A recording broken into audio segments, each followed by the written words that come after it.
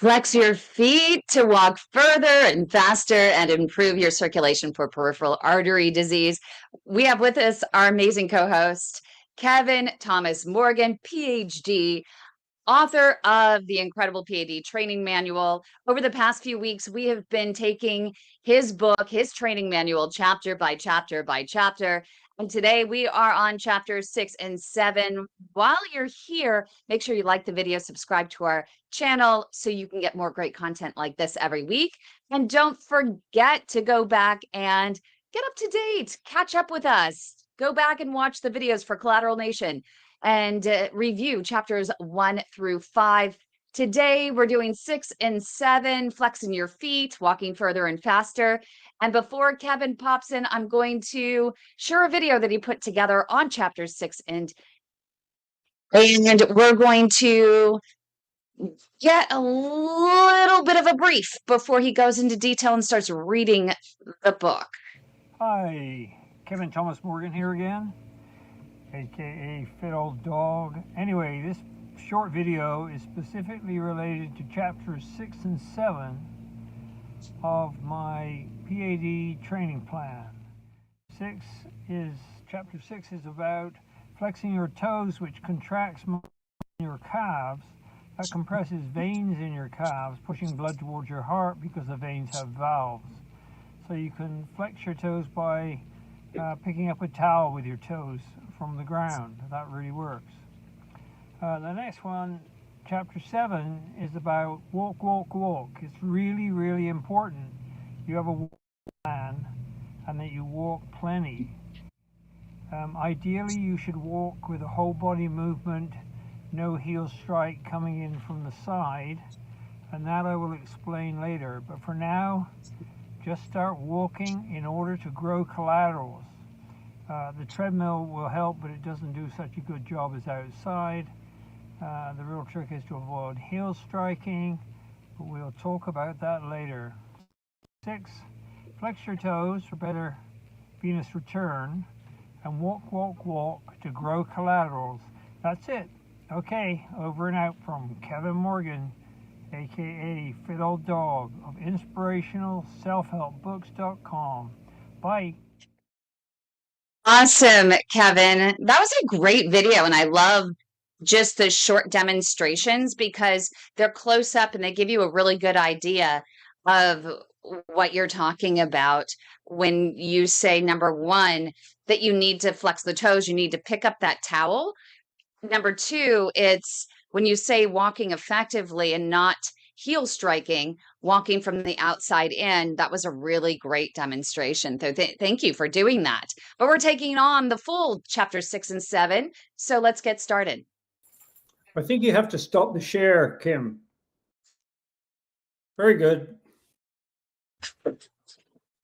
Okay. Oh, you want me to read from the book?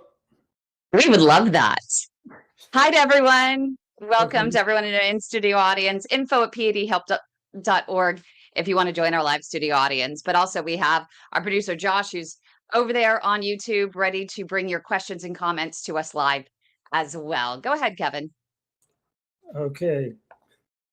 To master flexing your toes, which contracts muscles in your calves, squashing veins, sending blood back to your heart. That is the goal of chapter 6. So you flex your toes. So your toes, you extend your toes like that, you flex your toes like that. It's all about the relationship to the joint. There's a couple of videos, but that one I made the other day that you just saw. One is activate your arches for active aging. It's pretty good. And that was with Rebecca Amos Lawson, my body movement teacher. And then a very important one for later is how to turn your feet into remote blood pumping stations. And that's what keeps me going and even gives me a hope of running distance. So you can actually engage your feet using the muscles in your feet and using yoga toes to spread your feet. But that is down the road. It's more difficult. But right for now, learn how to flex your toes, pick up towels with your toes. You'll feel muscles in your calves contract, and that squashes veins in your calves, which have valves, which doesn't allow blood to flow back to your feet, sends it off to the heart. So that is an important part of this process to get blood flowing. So by pumping blood out of your feet, it leaves space for new blood to come in. I don't know if you've ever had shin splints, but picking up a towel on the ground with your feet by wrapping or flexing your toes around the fabric is one of the best treatments. So beginning runners, and also I think if you haven't walked a lot and you walk fast, you could trigger shin splints, which is straining the tibialis anterior muscle, the muscle on the front of your shin. There's also a posterior shin splint that happens. And Marilyn is having trouble with her password. Anyway. Yep, she'll be here. She's coming. She's on her way. Anyway, in the program, in the schedule, and there's a schedule for this whole training plan covering 3 months. I mean, it might take you 3 years, it might take you 3 weeks, depends on your ability. But if you go to my website, Inspirational Self-Help Books, to Keep Your Feet page, you can download that PDF, which explains the whole process over 20 lessons. You can download it as a PDF, print it out, and shove it on your fridge. So I think it's good to have something like that. A lot of this training is based on my Ironman training. I did Ironman for about 25 years, and I'm still trying to do it with PAD. And so anyway, I thought you might, if you scroll on down, that's the training plan as an audio book, which I recorded a while ago. And so turn your muscles into pumps, flex your feet, and pump that blood out of your feet in order to leave room for more fresh blood coming in. And remember, it's your toes with PAD that are greatest risk for distal limb ischemia. So by starting with spreading your toes, which I think we mentioned the other day, and flexing your toes, you'll get those toes moving and decrease the risk of gangrene dramatically. So that's chapter 6. I say do this exercise for at least 5 minutes at a time, several times a day, every day, until you can do it in your sleep. And so that is the first step of flexing your toes. Later, you'll learn about flexing your entire foot. So that's chapter 6. Any questions? Carl, any questions or comments from the peanut gallery? No, I find it very effective. I mean, you didn't talk about the PAD 100 this morning yet, but that activity, it's definitely an assist to the circulatory. And I find that when my claudication is getting pretty heavy, that if I remember, and I still have to remember, it's like it's not a habit yet, but if I can remember it and sort of fall into it, and it'll work without my thinking about it once I turn the switch. And then I kind of fade away from it again after a couple of blocks. But if I remember to bring it in whenever the claudication is starting to scream, it's like, wow, I get a whole nother chunk of distance out of it before I need to take a rest, if I need to take a rest. Yeah, that's good. That's encouraging. Several people have told me it really helps them. You have to know how to do it properly. I mean, I do it all the time when I walk. I do this whole blood pumping thing all the time without thinking about it. But I've noticed if I'm going up a hill and claudication kicks in, if I just do the blood pumping more vigorously, I can often keep the claudication at bay. So clearly these pumps work, but it's tricky to learn at first. And I know that Mike's out there. Mike, are you getting those blood pumping stations working for you as you are walking? For those that are in our live studio audience, you don't see, some of the folks here, they're out walking. It's a great opportunity to just join us and get a little accountability at least once a week. Right, Mike? Yeah, I was actually going to jump in a minute ago. I've started doing running again on the treadmill. I took a couple of weeks off because I had them shin splints. Yeah. So every 2 days a week now, every 10 minutes, I do 100 minutes on the treadmill every day. But for every 10 minutes now, I'm throwing in a minute run at 6 miles an hour. And I've noticed that yesterday I was doing it, and I was actually doing the blood pumping with my toes without even realizing I was doing it anymore. So Yeah, I just kind of do it automatically now. And I've just started doing it now while I'm out on my walk while we were talking about it. So my feet, my toes are like this as I'm walking now. So, So Yeah, basically, mine too. like you've turned it into a conditioned reflex, which is the goal. The thing is that yeah, if we move inappropriately and ineffectively, and we don't use our spine, etc., then we lock in on suboptimal conditioned reflexes, and this is what you're trying to fix. The issue is that if you've been walking a certain way your whole life, you have to expect a little bit of a battle to change the way you do it. Yeah. But then eventually it comes, and PAD is a great motivator, to say the least. Yeah. Seriously. But it's interesting because I haven't made a habit of it either. And so every Wednesday when I'm on here, I almost hope for a reminder for every little thing that I should be doing when I'm walking, because you do, when you first start walking, you don't just jump right in unless it is habit, unless it's part of you, unless you can do it in your sleep. And it does take some time, more than one day a week, to be conscious or conscientious, of what you're doing. And so every single time I have to restart 15 minutes into my walk here based on the reminders that you give, Kevin. Well, remember that in May We Dance, the guy Richard Gere character wanted to learn to dance. So he was going to dance lessons. And the other guy who was really good at dance said to him, how often do you practice? He said, well, I go to the lessons. He says, 5 hours practice at home for every 1 hour in your training at the class. And so if you have a coach or a PT that tells you how to do things, you have to do the work at home. You have to do the homework. I mean, I remember when I went through therapy after my first marriage ended, I had a lot of work to do on my brain. So I'd go there once a week, but I did most of the work really in between, myself reading books and meditating and all that stuff. So at the end of the day, this is about self-help.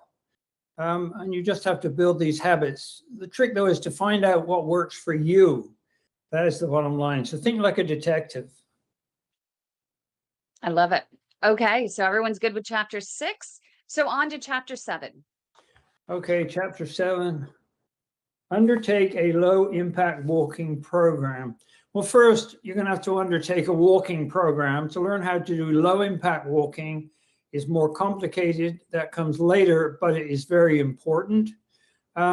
So you've got to build regular walking into your day pretty well every day. I mean, if your muscles are tired or the claudication is bad, or you're coming out of surgery, or you're struggling with a real vascular issue, you have to pace yourself. So you don't want to overdo it.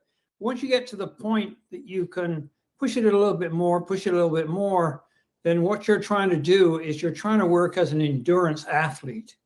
PAD is there 24/7. So it's an endurance disease. And so if you're going to fight it, you have to think like an endurance athlete. I mean, that's what I do with Ironman, running marathons, all that stuff. And so just get into the habits of fighting it. Remember, you're fighting against entropy, and you can build tremendous collaterals. I mean, you really can, by regularly walking. The treadmill will help, but walking outside on asphalt or softer trails is better. I try and avoid walking on concrete. It's just too hard, I definitely don't run on concrete. Anyway, the objective of a walking program, you have to minimize heel impact as you walk. That's whole body. And you have to apply distinct hip counter rotation, and you have to build this into your day. So you want some impact, but it needs to be very gentle. If you go on a treadmill or an elliptical machine, you won't get any impact, and you'll feel almost no claudication unless you push it really hard.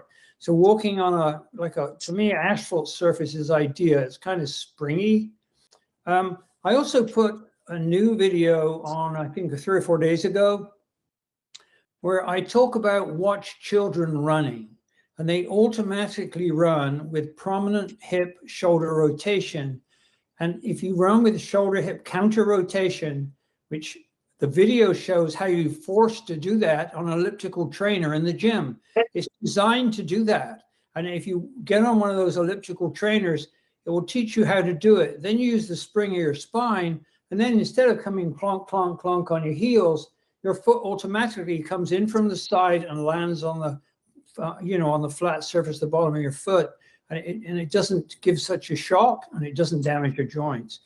Anyway, so there's a number of videos. One was Loretta walking a lady in the gym. It's kind of a bit wobbly, but that's okay. But also, there's a video on low impact running, and low impact running and low impact walking are basically the same thing. So that's based on Danny Dreyer's stuff. A walking program is recommended by doctors as the first, often only, place to fight progressive PAD. I disagree with it being the only thing to do, as you'll see in this program. Ideally, you should learn how to walk with minimal impact, not zero impact, while involving your feet in the process. So your feet are really talking to the ground. And one of the videos I really like online, I mean, generally, the more I like the video, the less people watch it, is watching a pianist working with a keyboard. And that's how you should work with the ground. You have a conversation with the ground.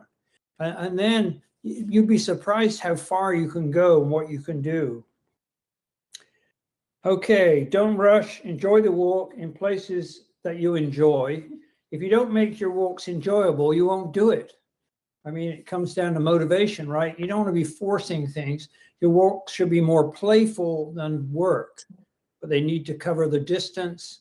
You have to do the work, and you have to slowly optimize the way you move.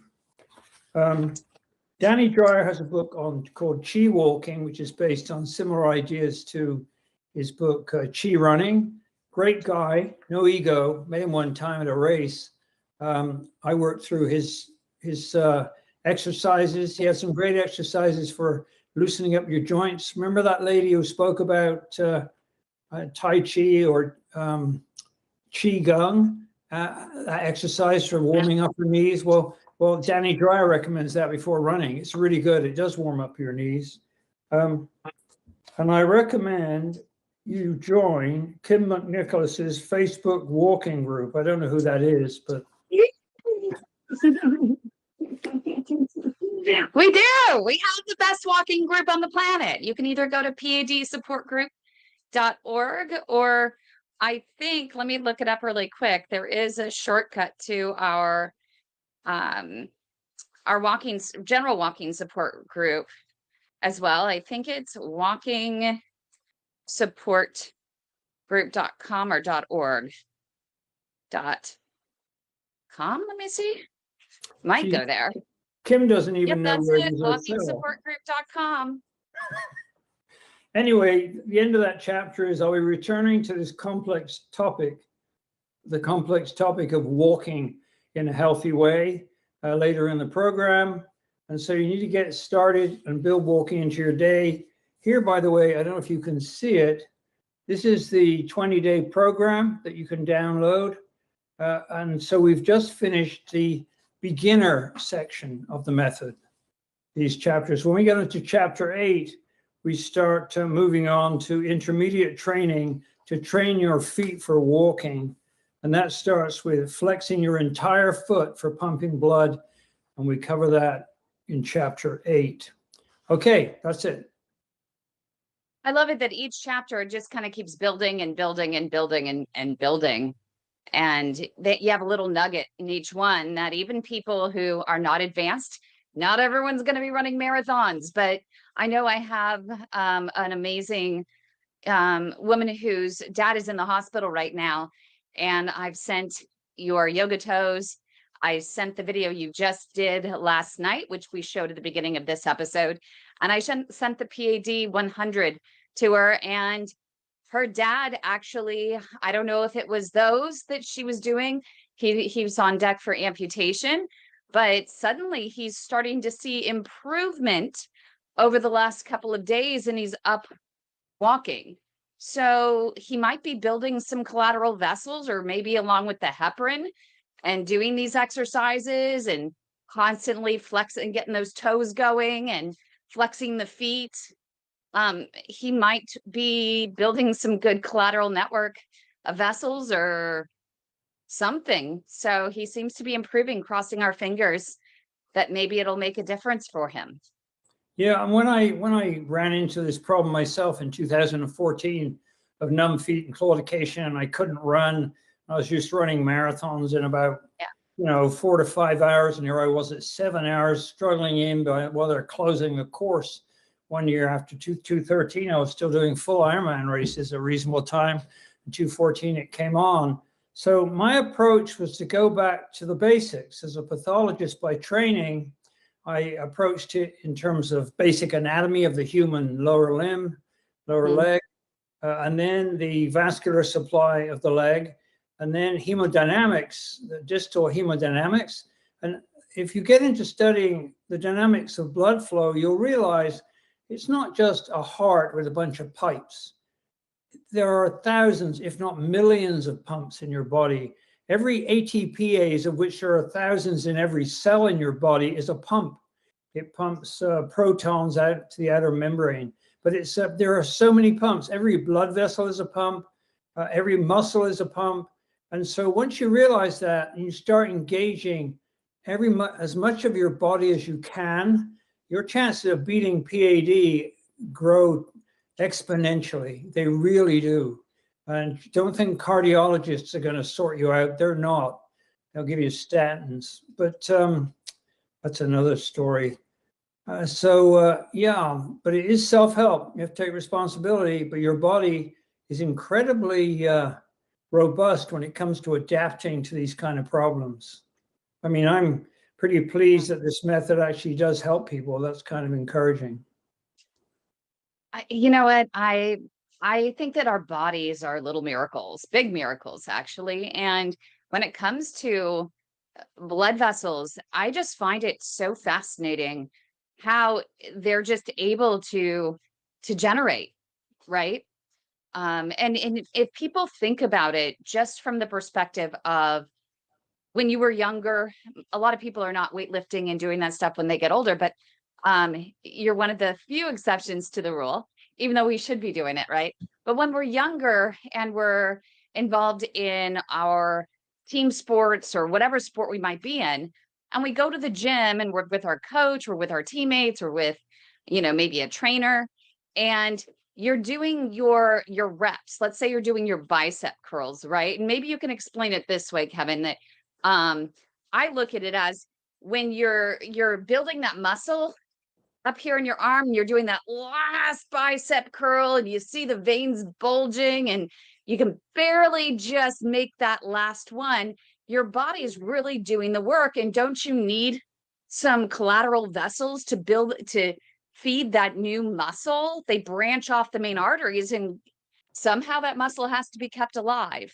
And so sometimes when people think about it that way, it might help them. It might not be clinically accurate, but it starts making sense to them. So they know that how the body actually can generate some new collateral vessel growth.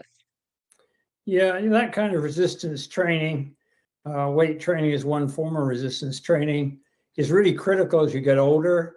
I think I mentioned in one of my newsletters recently, I went on to PubMed, and I strongly recommend, if you want reliable data, don't just trust ChatGPT, go check these things out in PubMed. The publications are freely available.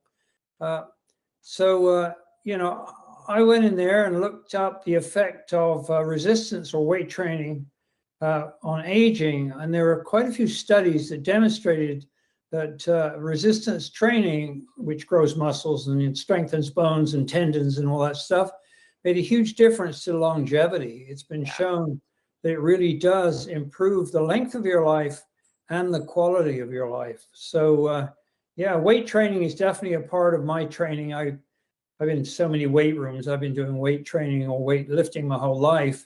And I have a weight room here. I develop a routine. So when I go into a weight room, I'm going to either, if I'm in a heavy weightlifting, I would do, shoulders and back, core and legs as 3 separate workouts. But I'm not doing that. I'm doing weight training rather than lifting. So it's high reps, light weights. And first thing I do is I check to see which muscles are weak. I have a tendency for weak adductor muscles.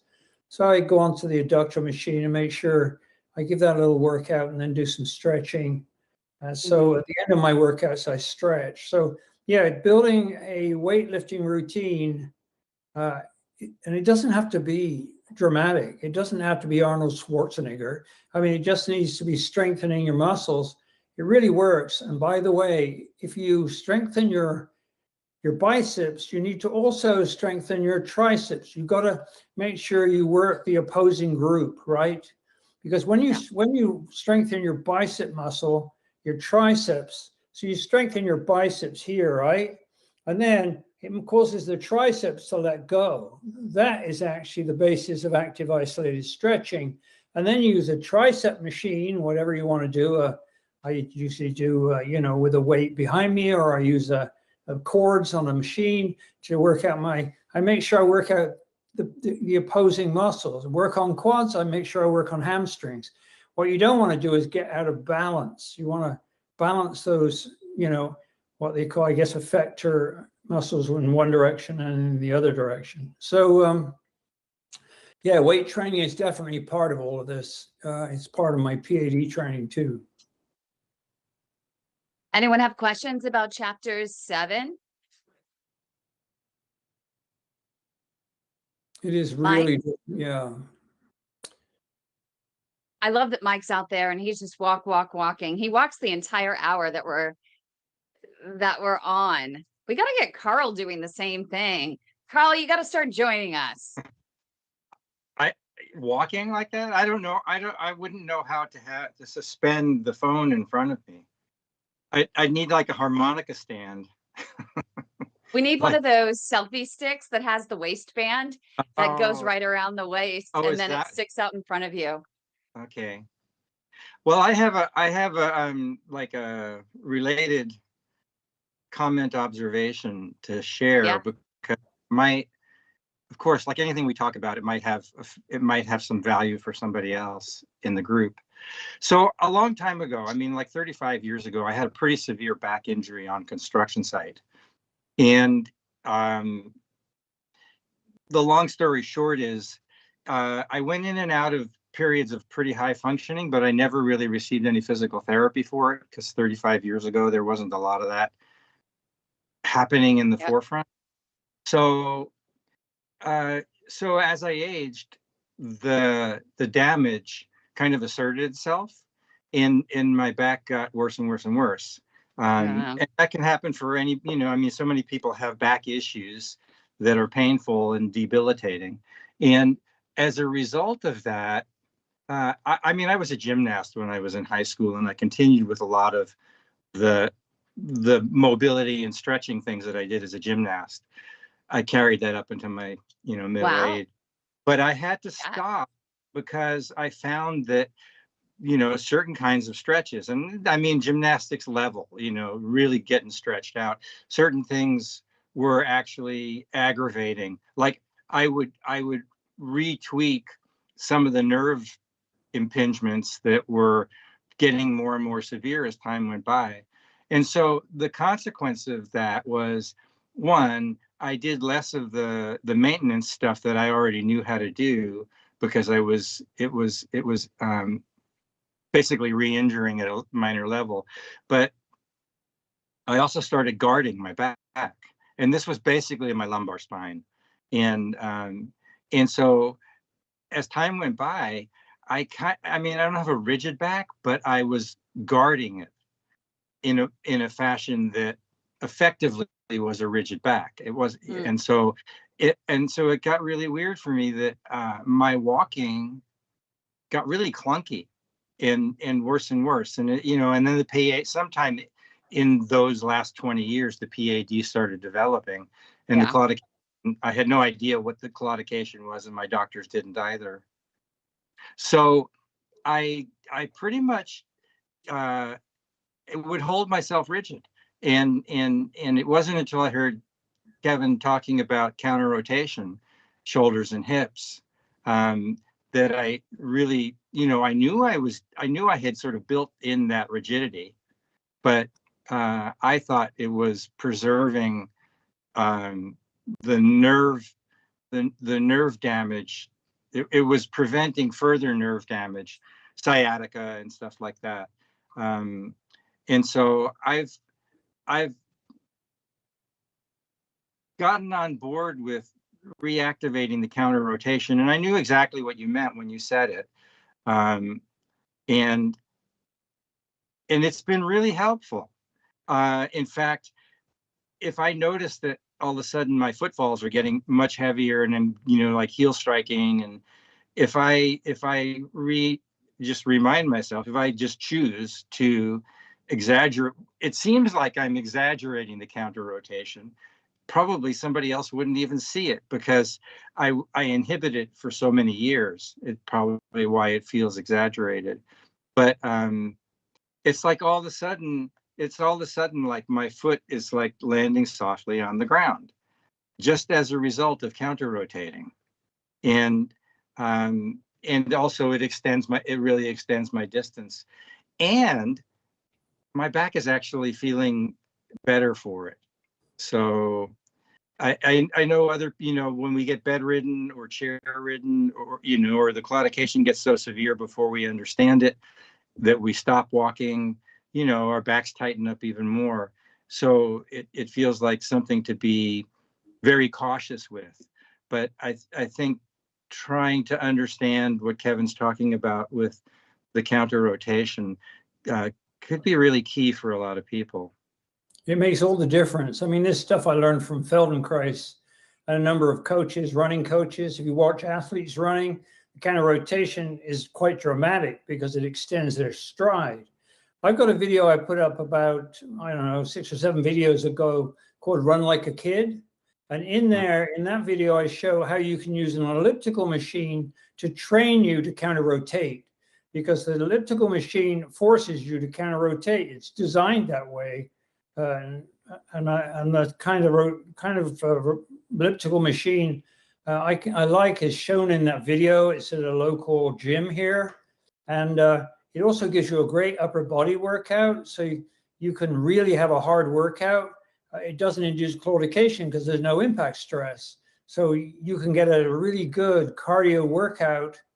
I mean, when I was in full training, I could put in 1 hour, my goal was always 1,000 calories on an elliptical, and that is a really hard thing to achieve. But I can't do that now any more than I can bench press, 90-pound dumbbells. But I can still keep working out, and it's I think that video really helps. And you watch kids how they run; they tend to be falling forward, and this is another thing about running.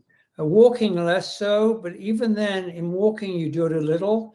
You fall forward and catch yourself, but it's all done very gently with distinct shoulder hip counter rotation. And I watch people walking, so few of them walk in a healthy way. I remember I met a friend of mine for dinner one time, and he saw me coming, and he said, "Kevin, why do you walk weird? Everyone else walks normally and you walk weird." And I looked around and I realized none of them were using healthy shoulder hip counter rotation. So my movements, I was doing full Ironman, running marathons around Boston. I knew how to move, but my son Nigel is a triathlete. He says, when I got really into it, he said, "Dad, you're starting to strut like the rest of us." It does seem like strutting, but you're not really strutting. You're just moving in a healthy way. And how many people taught you how to move when you were growing up? Probably nobody.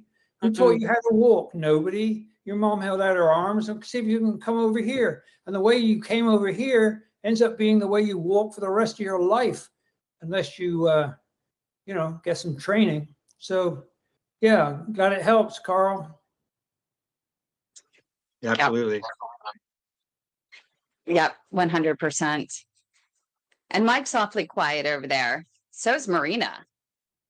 Yeah, Mike, go ahead. I actually just put my hand up as soon as you just said that. I know, I've noticed that. It's like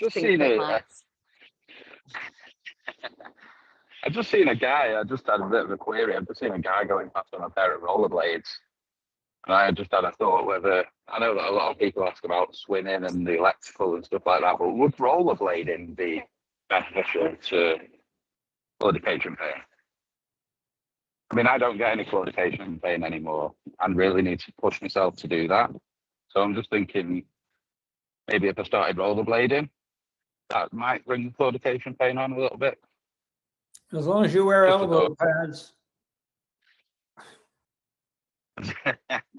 You land on your elbows, you've got to wear elbow pads. I've known people really hurt themselves. Also on ice rinks, extremely dangerous.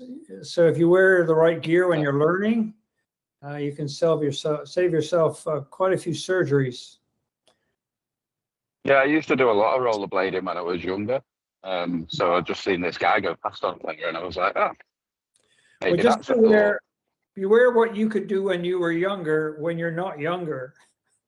This is when people get into trouble. Yeah, yeah. I mean, the trails that I do walk on, they are quite smooth, the trails. Yeah, I'm not saying don't rollerblade. I'm just saying wear elbow pads, because that's what you're likely to land on. If they get out from under you, you come down on your elbows and you cause massive damage. And so that's, to me, I mean, you can wear knee pads too. That's another thing, and a crash helmet. And, you know, until the CPSC would have you unable to move for all the protective gear. I remember I worked in the field of toxicology for years. There was a cartoon on the wall in our lab that had the OSHA, you know, the people who deal with occupational safety and health. They showed a picture of a OSHA jockey. I mean, he had so much of protective gear on, and so did the horse, that you knew that there was no way they could actually move. And this is, you can take, you know, the safety too far. Yeah. But just a thought.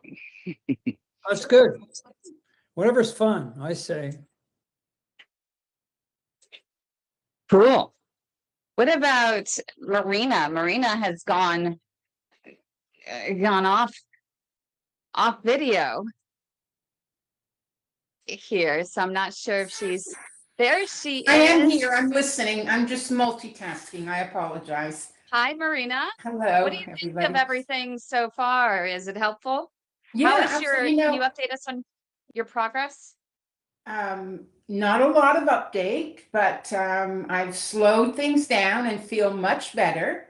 So I'm going to stick to that schedule now. I did start just yesterday a Tai Chi home thing. So I'm hoping, because what I'm noticing, you know, I'm not using my legs, which for me, I'm also not using my arms or exercising, you know, so I have to get back into exercise. But this was really helpful. This is good.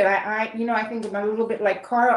I really have to think of the walking. It's not ingrained in me quite yet. So, you know, if I see a bird going by, my walk will change. So I really have to focus on the walking, but I'm getting there. I'm hopeful. And I know that Marcia is actually here as well. I don't know if she's actually multitasking or if she can jump in, but she specializes also not only in Qigong, but also in Tai Chi. And Marcia, there is something to what Marina is saying, right? Absolutely, yes. I've been thinking about a quote that I've heard that fits in perfectly with what Kevin's talking about, walking and not heel striking. It's this: the foot feels the foot when it touches the earth. And so if I'm feeling my foot, my heel clunk down really hard, that's not a very good signal for the rest of my body. The energy jars all the way up and then reverberates all the way down. So we learn to walk gently on this earth. And that's a philosophy that I carry not only in my physical walking, but in my emotional and mental and spiritual journey as well. And I think it's very helpful for us to remind ourselves daily that easy does it, but always strive for better. There is no bad or really wrong in Tai Chi, as my instructor has told me several times. Butcher the form if you need to. I was actually practicing picking up a towel with my toes when Kevin was talking. And I can do that fine with my left foot because I have 5 toes, but my right foot, I'll let you know when I can pick up a towel with my 4 toes. And I'm certain it's very possible because I almost had it while walking, but I stopped and decided to listen in again and be present. This Kevin, any weekend, tips for her in doing, kind of building up? I remember at one point a long time ago that you were, when Douglas was, who attends these events a lot, he was struggling at first to pick up the toe, the towel, and you said, well, even in your mind, pretend you're picking up the toe. Use your mind to think about the fact that you're picking up the towel. I don't know. Do you want to go into that a little bit and help maybe give her some encouragement on building up to the point of being able to maybe pick it up with her 4 toes? Yes, yes, the thing is which towel. Some towels are extremely difficult to pick up. If they're fat and they're very, very dry, they're hard to pick up. So if you get a thinner towel and you moisten it a little, that will be a lot easier to pick up. And so you work with that until you're really comfortable, and then you slowly work towards more difficult towels. I mean, you can start with a tea towel, which is much thinner material, and that encourages you to realize you can. When I pick up, when I do this exercise, I find it's not my big toe that plays a big role. It's the other 4 toes. They're the ones that are really curling in and picking up that towel. And so you shouldn't have any problem with it. Marcia, maybe you have a particularly difficult towel. Because I know there's some towels I just can't pick them up. Big, fluffy American towels. I mean, I have real trouble picking them up. Whereas a tea towel is easy. A thinner towel is not too bad. So yeah, it can be the towel that's the problem. I like the sound of that, Marcia. It's the towel that's the problem.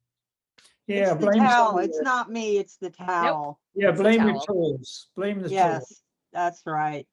But I love that he uses the tea, in English term, the tea towel. And I can see Mike smiling over there. Why? Here in the US, I've never heard of a tea towel.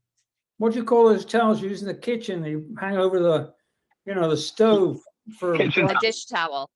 Oh, a dish towel. Okay. Dish towel. Oh yeah, one I of my kind of like The tea kitchen towel. I like the sound of a tea towel though, versus a dish towel. Yeah. Yeah, I think some of the issue with my right foot is still kind of post-surgical with the nerves and things, because there is still a little bit of numbness in especially I noticed my like 4th and 5th toe are kind of numb, and the 3rd toe I can really feel. I can feel that quite well. So we'll see. This past weekend, I had a great adventure. It was a whole lot of fun. I went to the Clyde Butcher Museum that is in the middle of nowhere in the Everglades. Oh, wow. And it Lots was of snakes and amazing. And alligators. we also happened to hit it on the first day of the python catching tournament. Oh, So there was all kinds of characters know that. in this Right, little Carl? town called Everglades City. And we had pizza one night at this place called Wild Man's Pizza and Pythons. And that's where all the python people were hanging out and talking about catching them and going out and like how they That's do it. exercise. Oh, Good we exercise. and then we got a great walk out in the middle of nowhere at Clyde Butcher's museum, and the I walk don't know was who great. that But is. Who is that? he's like the Ansel Adams of the Everglades. He's this 84-year-old man that takes his big, huge box camera out into like wading through the swamps of the Everglades, and he Wow. catches these amazing photographs. They're comparable to Ansel Adams. He's just amazing. And what's he called? What's his name? His name's Clyde Butcher. Clyde Butcher. I'd like to see Yeah, that. he's this cool old man, and so like he was signing books and stuff at this event that we went to. And I asked him, I said, tell me, like how do you deal with all the mosquitoes? Oh, that was your first Because question. the mosquitoes were fierce. I'm Yeah, they telling you. are. They look you in the And eye. so he looked really at me and do. he said, actually, I'm dressed right now to go out into the woods. I have my long sleeve shirt on. I got my hat on. And then he paused a minute and he said, I once asked this same question to the local Indian chief. And his answer was, swat him. That's what he did. He was swatting his arms. Just And swat them? yeah, that was the Indian chief's answer. Just swat him. There it You're is. just gonna Clyde, Yes. like this. There's Clyde Butcher's website. Yeah, Oh, cool. he's Oh, this that's amazing guy. He That's really is. interesting. He's He would be really interesting, Marcia. So I'm going to task you, since you were there, you talked to him, see if there's an email, see if we can get him to come on our walking program here and talk to people about how he stays in shape, how he still continues to go out there, his secret to, navigating those swamps. I mean, he has to have some amazing strength in his legs, and he has to be able to outrun an alligator well. and a python. I don't think he can Yeah, outrun an alligator. a lot of it is about stillness and awareness of where you are. Because if you're still enough and aware enough, you're going to see where the snakes and the gators are. And if you leave them alone with good distance, they basically leave you alone. Yeah. I tell you what doesn't leave you alone in Missouri. Went for a very short walk to a place where they have some fossils at a natural history museum here. It must have been 500 yards long. I walked and looked to the fossil site, looked around, came back. Okay, that was fine. I now have 200 to 500 chigger bites on me. They're everywhere. It's chiggers. I don't know which is worse, chiggers or alligators. I have no idea. The chiggers are terrible. So I guess the trick is to take a soapy bath as soon as you get home, and then that'll wash most of them off. Well, Anyway, the other trick is when you're walking through the woods in Florida, first of all, if it's water, there's a gator in it. First of all. right. Number two, in the woods walking around, you take the bottom of your pant legs and you wrap them around your calf and you tuck them into your socks, and then you tape with duct tape over the seal of where the sock and the pant legs meet up. And you're not going to get any bugs that way.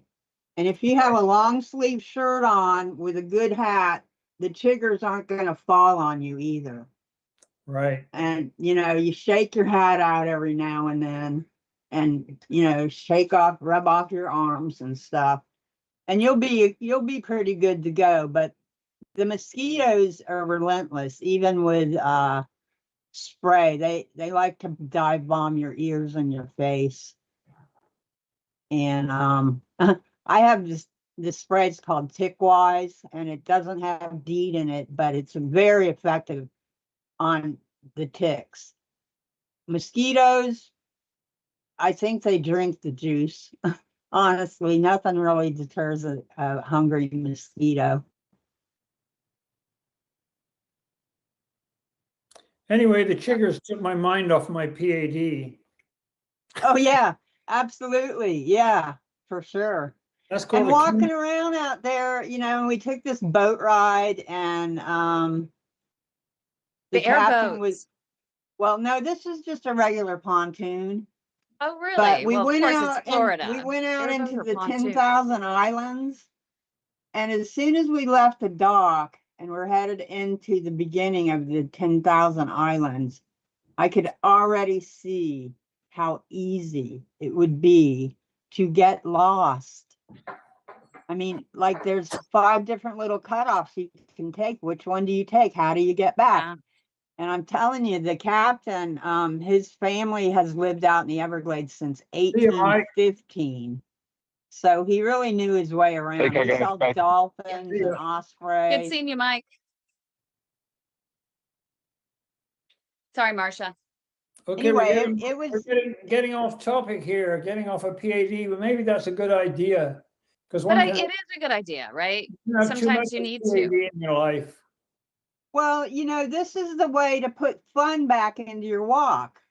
Yeah. You Right, just Carl? you go to interesting places, you see interesting people, you walk around, and it's a good way to distract from, oh, I have to walk for my PAD, into, oh, let's have some fun. And oh, by the way, I'm walking.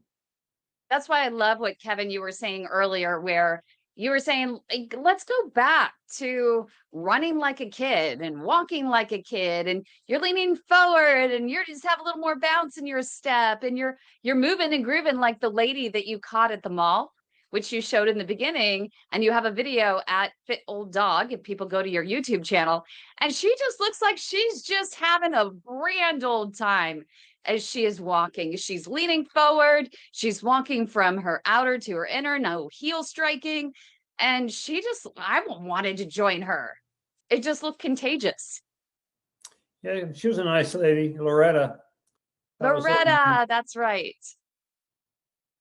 But I agree, Marcia. And I think that that's what Kevin was saying. And Carl was smiling in agreement, or I'm just making shit up as I go along. Right, Carl? But yeah, the key really is for everyone.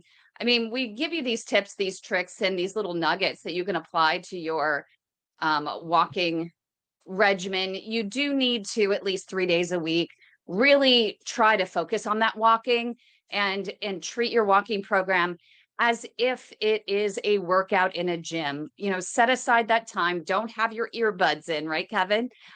Don't have those distractions, and really just focus. But other days during the week, find different ways to enjoy your walk, to do some resistance training, to have a little fun, go for a hike, use some different muscles, maybe go rock climbing. I just had someone tell me they were shocked that they could actually go rock climbing, and they had fun, and they could make it all the way to the top, even with their aorto occlusive disease. So I thought that was pretty cool. But what are we doing next week? We're doing chapter 8. Next week is chapter 8, flex your feet. This is your entire feet, not just your toes, for pumping blood. So it's the beginning of learning how to convert your feet into remote blood pumping stations. This is actually, you learn these things first just sitting in a chair or in bed, and then you have to learn to apply them, walking around the house. And then you have to apply them to walking outside. And now I do it all the time. I look down at my feet and they're just pumping, doing that stuff. Low impact, good shoulder hip counter rotation. But this is because, it took me about a year to work it out. So there's a comment about Danny Dreyer. There's some comment from Josh, I think. Oh, there's a YouTube comment coming in from Yvette. Danny Dreyer's Chi walking method has been a total game changer for me. I'm no longer dreading my morning walks. And I know you shared that, Kevin, in the video that is up on Fit Old Dog, and that I shared in the beginning of this episode, or this session. What are the keys to Chi walking that Yvette says, really changed for her and actually prompted you to include it in your video? Yeah, well, back when I started Ironman training in my early 50s, I'm now 80 odd. I'd never been a runner, never ever been a runner. I was a water polo player. I cycled a lot, but now I had to run marathons to complete an Ironman. So I started to run. Within 3 or 4 years, I'd had 2 knee surgeries induced by running due to heel striking. And then I decided I really wanted to do Ironman because it sounded great fun, and watch my son complete multiple races in Kona and stuff. And so I stopped. I went back and I studied running, but with low impact. So I could tell I was damaging my knees. Yeah. I split meniscus and inflamed plica and a Baker's cyst. I was screwing up my knees. And quite a few of my cycling buddies had completely destroyed knees, or bone on bone. They could ride a bike kind of, but they destroyed them running when they were young. So I stopped. And the first thing I found, I went to a physical therapist and he gave me a book by Jack Hagee called Running with Your Whole Body. I did those exercises, and then I heard about Danny Dreyer and his chi running and chi walking, same idea. And I did all the exercises in his videos and read his book. I mean, I did the work. I mean, I worked through the 30 exercises of Jack Hagee. I worked through his exercises and slowly developed a really effective low impact running style. I checked my progress on a sand pit at the track. So the long jump sand pit is pretty long. And so you can see if you're heel striking by, running a couple of times around the track, and then you smooth a piece of the sand down the middle and run across that. And if there's a divot at the back, you're heel striking. If there's a divot at the front, you're pushing off your toe too hard, you'll strain your Achilles. And so you can correct that until you get a completely flat print. And I thought I had it completely. Then I took a triathlon training course out in Arizona, and my coach there, Chris Howard, said, "Kevin, you're still heel striking a little tiny bit." I didn't know. I was completely unaware. So I fixed that. Never had any knee problems ever since. And so Danny Dreyer's technique, I mean, I do recommend you combine it with Jack Hagee's Feldenkrais-based training. But it starts with you just standing still. You're standing and you just lift your feet up and down, right? You lift your feet up and down, gently lift them up and down. And then you lean forward and you move forward. And then you lean back and you move back. That's where it starts. It's very simple. You lean forward and then you start incorporating the shoulder hip stuff, right? Counter rotation. And you do your running by lifting your feet up and down, and you start running like a kid. You start using gravity to carry you forward. So you're constantly catching yourself. And that's the basis of Danny Dreyer's chi running. There's more to it than that. You combine that with Jack Hagee's work, which is a little more, you have to do the exercises. I mean, you just have to do the work. And I never had any, I mean, I had 2 knee surgeries, literally. Once I did that, and I fixed a guarding problem in my right ankle, which is a whole long story. Once I fixed that, I was off running marathons, no problems. It was, but if I hadn't corrected it, I would be crippled, no doubt about it. So yeah, I strongly recommend Danny Dreyer stuff. And what I like about him, he has no ego. You want to avoid people with ego, and you also want to avoid your own ego. Don't have ego. Take the walking seriously. Don't take yourself seriously. It's that's the deal. And if you have a workout and decide on a distance, don't change the distance during the workout. You might reduce it, but never extend it. These are all the basic rules of endurance training. And if you have PAD, you will become an endurance athlete, or it will take you down. Good way to end. Thanks so much, Kevin. And next week, we're going to go and we're going to talk about, read from chapter 8. Make sure you do pick up his PAD training manual. You can find it on Amazon.